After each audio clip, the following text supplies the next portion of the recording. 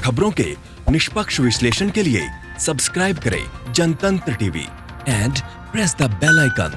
Never miss any update.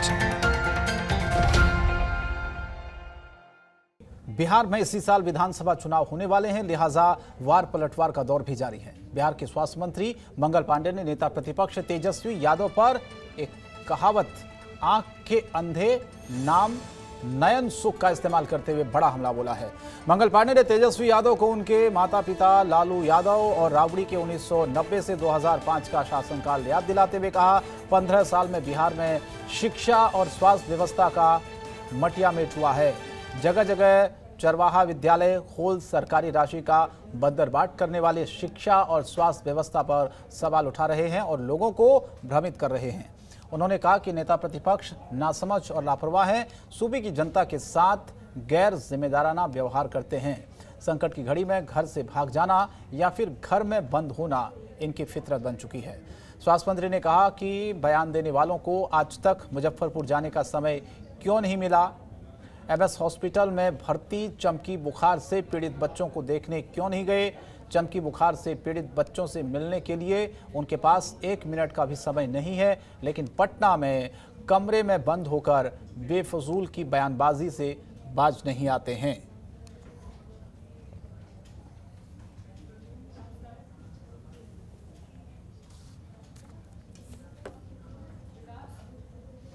Shrikant Pratyush सीधे हमारे साथ जुड़े, रेजिडेंट एडिटर। श्रीकांत, बिहार में राजनीतिक तेज है। मंगल पांडे ने तेजस्वी यादव पर बहुत सारे सवाल उठा दिए हैं। जाहिर है साल चुनावी है तो कोई भी मौका नहीं छोड़ना चाहता है।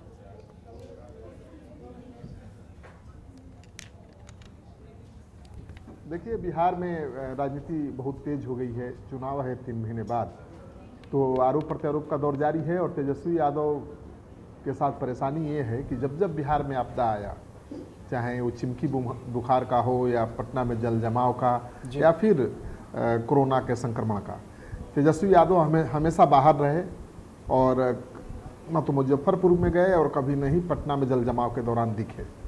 तो वो लगातार वो ट्वीट के जरिए राजनीति कर रहे हैं और उसी को लेकर सुशील कुमार मोदी ने हमला बोला है।